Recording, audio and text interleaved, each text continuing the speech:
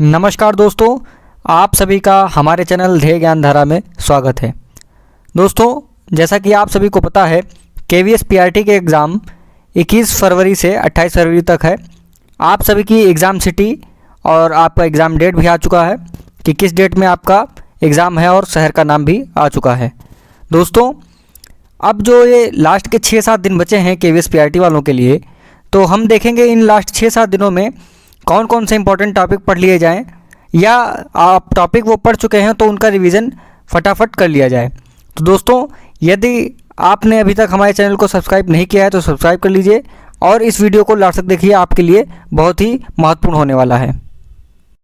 हम लोग यहाँ पर KVS PRT के एक एक सब्जेक्ट के बारे में देखेंगे और देखेंगे इसमें कौन कौन से चैप्टर इंपॉर्टेंट होने वाले हैं। दोस्तों, जैसे हम बात करते हैं सामान्य अध्ययन की मतलब कि जीके की और करंट अफेयर और कंप्यूटर की, तो दोस्तों आप सभी को बता दें कि जो सामान्य अध्ययन में अब कम समय बचा है, तो यदि अभी तक आपने पढ़ लिया है इसको अच्छे से, तब तो ठीक है, आप रिवीजन कर सकते हैं आप अपने हिसाब से।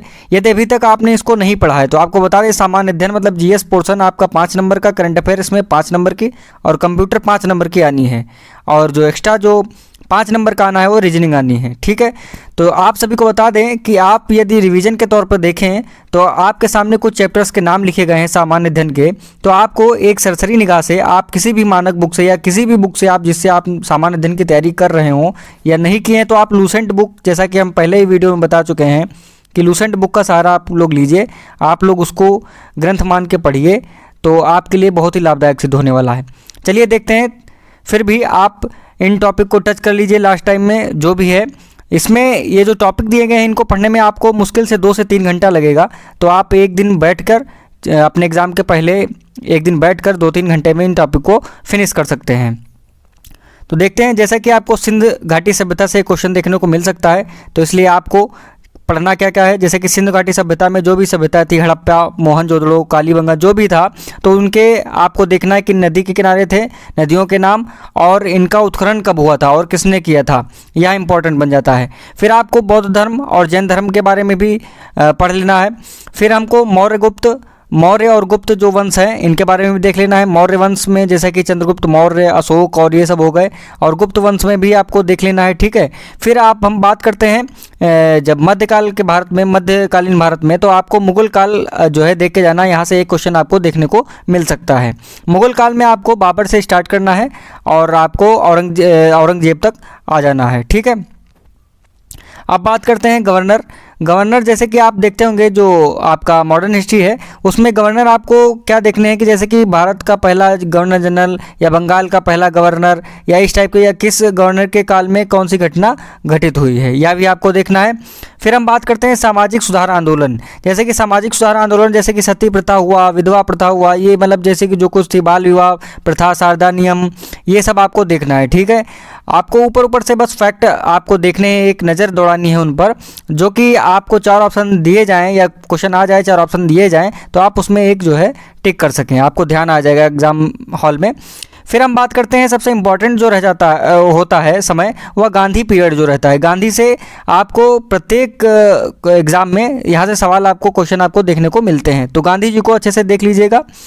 फिर हम बात करते हैं स्वतंत्रता संग्राम। दोस्तों, एक बात और यहाँ पर बता दें कि गांधी जी से हम लोगों को जितने भी इनके आंदोलन थे, दांडी मार्च, चंपारण सत्याग्रह और जो भी थे, खेड़ा सत्याग्रह, सबने अवज्ञा आंदोलन और जो भी थे, यह देख के आपको जाना है। फिर हम बात करते हैं स्वतंत्रता संग्राम। तो स्वतंत्रता संग्राम मतलब कि जब हमारा देश आज़ाद हुआ था उससे 1-2 वर्ष पहले की जो घटनाएं हैं उनको हमको अच्छे से देख लेना है।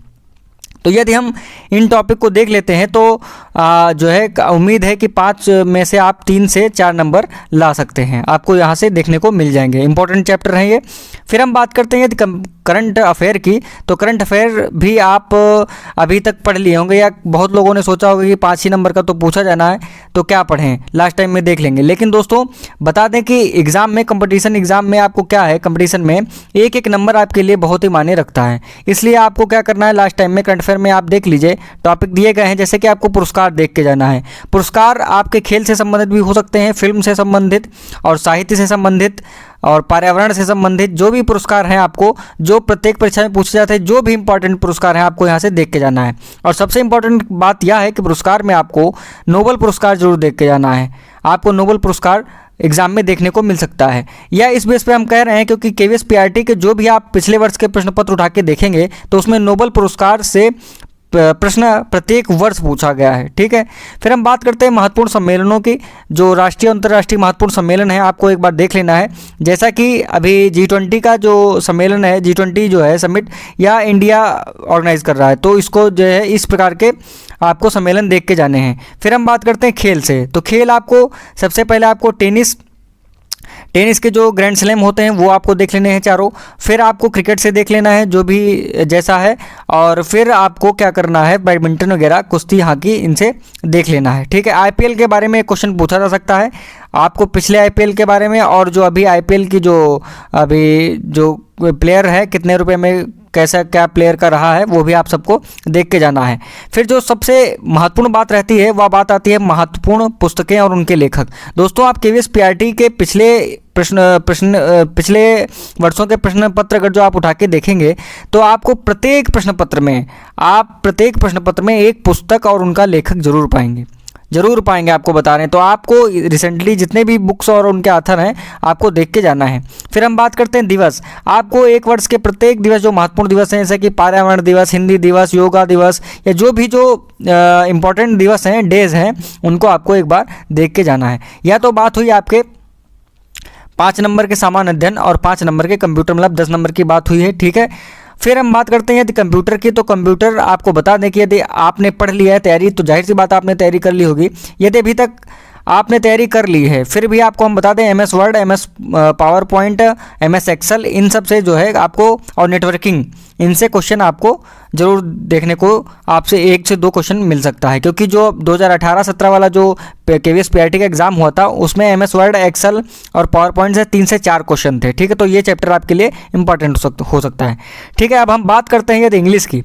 इंग्लिश में दोस्तों आपको बता दें 10 नंबर का तो स्टार्टिंग में दिया गया है आपको, फिर 20 नंबर का जो दिया गया है, तो 30 नंबर आपको उम्मीद है पूछे जा सकते हैं। 30 नंबर की इंग्लिश पूछी जा सकती है, 30 नंबर की इंग्लिश और 30 नंबर की हिंदी। अब यदि हम बात करें इसमें जो सिलेबस में चैप्टर दिए गए हैं, noun, pronoun, adjective, adverb, tense, article, preposition, is, am, are, has, this, that, these, those, question word, punctuation mark, and और बट, ये जो इतने चैप्टर दिए हैं। अब इसमें आपको रिवीजन के तौर पे क्या करना है, आपको नाउन के सरसरी निगाह से जितने भी रूल्स हैं सब देख लेने हैं, प्रोनाउन के जितने भी टाइप और रूल हैं सब देख लेने हैं, एडजेक्टिव के टाइप और रूल आपको देख लेने हैं, एडवर्ब के टाइप रूल आपको देख लेने हैं। सबसे पहले क्या बात आपको करनी है, ये जो चारों दिए गए हैं grammar portion, noun, pronoun, adjective, adverb, ठीक है, तो इनके कितने टाइप हैं, उन टाइप्स का नाम। ठीक है, फिर जो भी इंपॉर्टेंट रूल है आपको सरसरी निगाह से 6-6, 7-7 रूल जो है, जो इंपॉर्टेंट हैं, एकदम निचोड़ है आपका चैप्टर का, वो प्रत्येक चैप्टर से देख लेना है। कहाँ तक, नाउन से लगाकर एडवर्ब तक आपको देख लेना है। ठीक है, अब यदि बात करें कि टेंस की, तो आपको टेंस में सब नहीं पढ़ना है, टेंस में केवल आपको क्या पढ़ना है, 2 से 3 टेंस के बारे में आपको पढ़ना है।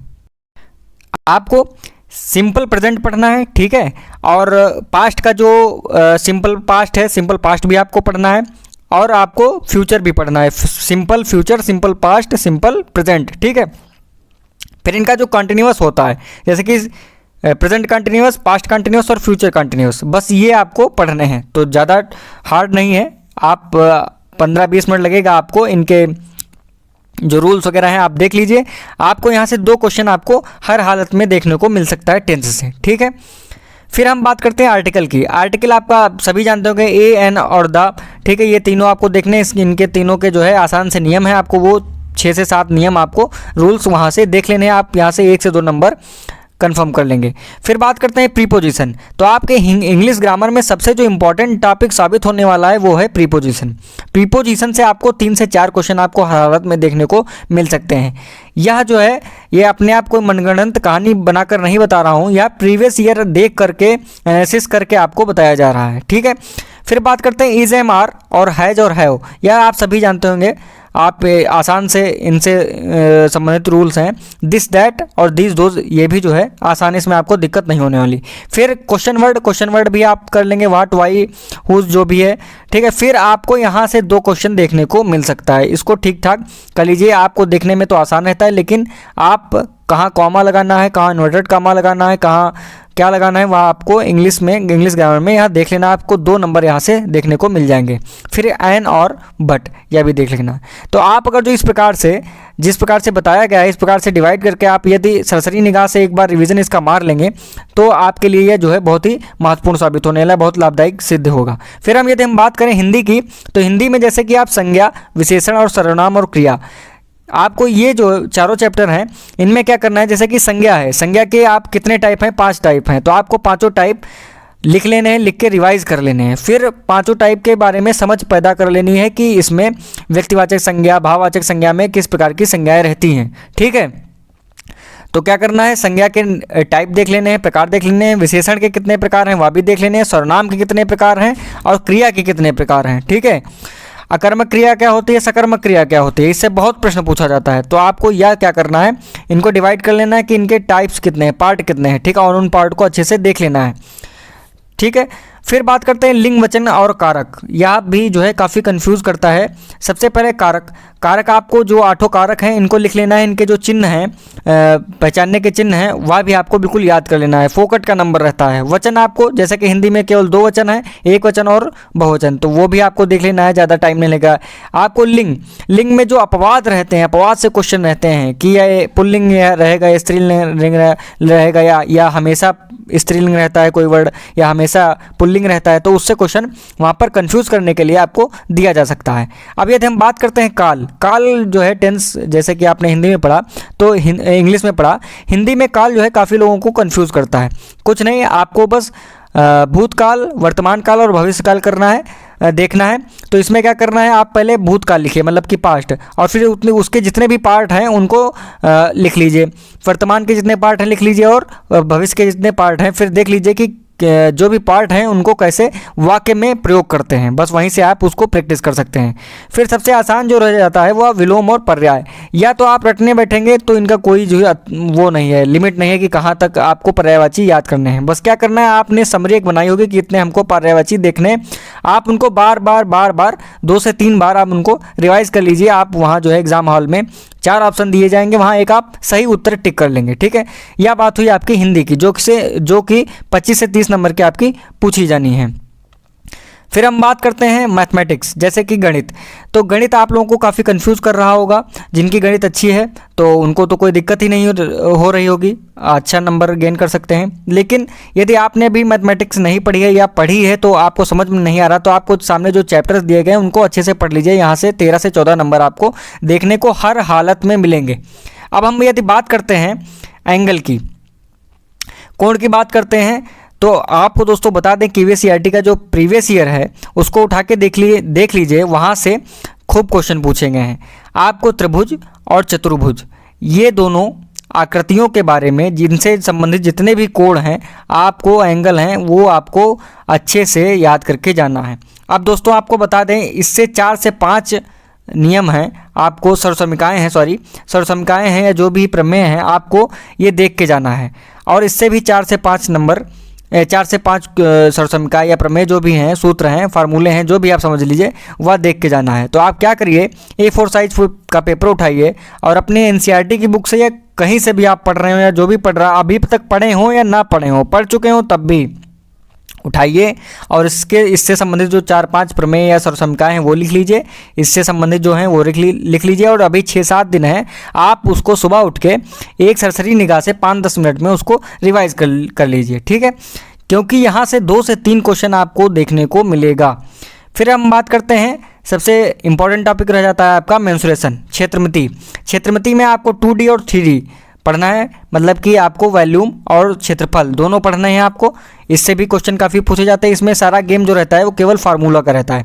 आप उठाइए, आप त्रिभुज के जितने फार्मूले हैं, त्रिभुज का क्षेत्रफल, त्रिभुज की परिमिति, समबाहु त्रिभुज, समकोण त्रिभुज, इनके क्षेत्रफल लिख लीजिए, याद कर लीजिए। फिर बात करते हैं, आपको आयत का क्षेत्रफल, वर्ग का क्षेत्रफल, ये सब आपको देख लेना है। वृत्त का क्षेत्रफल, इनके परिमाप, ठीक है, इन जो है विकर्ण इनके, यह सब आपको देख लेना है, एक जगह लिख लेना है और उनको फार्मूले को रट्टा मारना है। ठीक है, फिर आयतन के बारे में बात करें, आपको घन, घनाभ और बेलन और शंकु, इन चारों को अच्छे से देख के जाना है, इनके फार्मूले आपको लिख के जाना है। आपको 2 से 3 क्वेश्चन यहाँ से भी देखने को मिलेंगे। फिर हम बात करते हैं नंबर सिस्टम की, संख्या पद्धति की। तो आपको इसमें क्या पढ़ना है, आपको संख्या पद्धति में आपको जो संख्याएं नंबर्स होते हैं उनके जितने भी प्रकार हैं संख्याओं के, पूर्ण संख्या, परमेय संख्या, सम संख्या, विषम संख्या, भाज्य संख्या, अभाज्य संख्या, इनकी परिभाषा आपको अच्छे से देख लेनी है, डेफिनेशन। क्योंकि आपको बता दें कि क्वेश्चन एनसीईआरटी पैटर्न पे पूछे जाएंगे और उसमें उम्मीद है 101% कि आपको 2 से 3 क्वेश्चन आपको लैंग्वेज वाले देखने को मिल सकते हैं। ठीक है, कि पूर्ण संख्या होने की क्या संभावना हो सकती हैं, या इनमें 4 ऑप्शन दिए गए हैं, इसमें कौन सा सही हो सकता है, इस टाइप के क्वेश्चन आपको वहाँ देखने को मिल सकते हैं। तो आपको पहला काम क्या आएगा, जितनी संख्याएं हैं उनके बारे में आपको देख लेना है कि पूर्ण संख्या क्या होती है, सम संख्या वगैरह वगैरह। ठीक है, फिर आपको डिविजिबिलिटी रूल जो है वो देख लेना है, दशमलव डेसिमल वो देख लेना है, स्थानीय मान, ये अंकित मान, ये जो भी है ये आपको वहां से देख लेना है। फिर यदि हम बात करते हैं, इंपॉर्टेंट टॉपिक है टाइम। ठीक है, टाइम में आपको क्या करना है, एक वॉच का चैप्टर है, वॉच पढ़ लेना है। और टाइम में आपको क्या करना है, टाइम में इसमें टाइम का भी जोड़ना घटाना रहता है, वो भी आपको देख लेना है। ठीक है, फिर हम यदि बात करें डीआई की, ठीक है, डीआई की डाटा का जो रहता है पैटर्न वाला, वैसा या सांख्यिकी और आंकड़े प्रबंधन जो रहता है डीआई का, वो आपको चार्ट देख लेना है, पाई चार्ट और आयत चार्ट, ये सब जो है ये आपको एक बार देख के जाना है। काफ़ी आसान क्वेश्चन यहाँ से बनता है। ठीक है, तो यहाँ पर बात हो गई मैथमेटिक्स की। ठीक है, आप बात करते हैं ईवीएस की। ईवीएस भी आपको 20 से 25 नंबर का पूछा जाना है। तो फैमिली एंड फ्रेंड, मतलब कि परिवार और मित्र, भोजन, आश्रय, जल, यात्रा और चीज़ें जो हम बनाते हैं और करते हैं। ठीक है, इन चैप्टर्स को आपको देख के जाना है। आपने कोई ना कोई बुक केवीएस के लिए ज़रूर परचेज की होगी, नहीं परचेज की होगी आप एनसीईआरटी से पढ़े होंगे, कहीं से पढ़े होंगे। तो इस टाइम आपको क्या करना है, 6-7 दिन में आपको इन चैप्टर्स की एनसीईआरटी समरी या जो भी है इनको खूब अच्छे से रिवाइज़ करना है, पॉइंट टू पॉइंट रिवाइज़ करना है।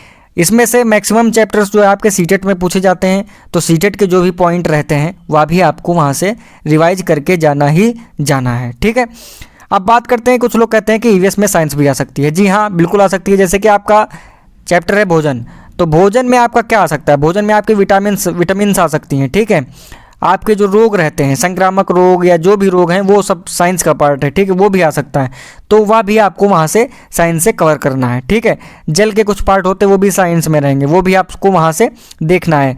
फिर ये जो चैप्टर है, चीज़ें जो हम बनाते हैं और करते हैं, या भी साइंस में कुछ चैप्टर मिल सकते हैं, देखना है। फिलहाल आपको क्या करना है, बचने वाले 6-7 दिन में आपको इसकी जो समरी है वह अच्छे से पढ़ लेना है। ठीक है, अब जो सबसे महत्वपूर्ण टॉपिक आता है या सब्जेक्ट आपका आता है वह आता है पेडागॉजी। पेडागॉजी में बहुत लोग कंफ्यूज रहते हैं कि अब क्या करें क्या ना करें। कुछ नहीं, अब टाइम इतना नहीं है कि आप एक सिरे से एकदम थ्योरी पढ़ना स्टार्ट करिए।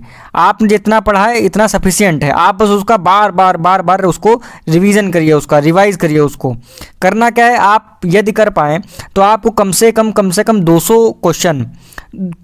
200 क्वेश्चन पेडागॉजी के कर लेने हैं, शिक्षण शास्त्र के 200 क्वेश्चन हर हालत में आप लगा कर जाइए, जिससे आपका कॉन्फिडेंस बूस्ट होगा। ठीक है, तो आप वहाँ एग्ज़ाम हॉल में जब बैठेंगे तो कम से कम 200 क्वेश्चन लगा के जाएंगे, तो एक कॉन्फिडेंस में रहेंगे और उसी कॉन्फिडेंस के चक्कर में आपके मैक्सिमम क्वेश्चन वहाँ पर सही होंगे। तो दोस्तों, यह कुछ आपकी स्ट्रेटजी रही जो आपके लिए लाभदायक सिद्ध हो सकती है। यदि आप इस चैनल पर नए हैं तो आप हमारे चैनल ध्येय ज्ञान धारा को सब्सक्राइब कर लीजिए, लाइक कीजिए और शेयर कीजिए। धन्यवाद।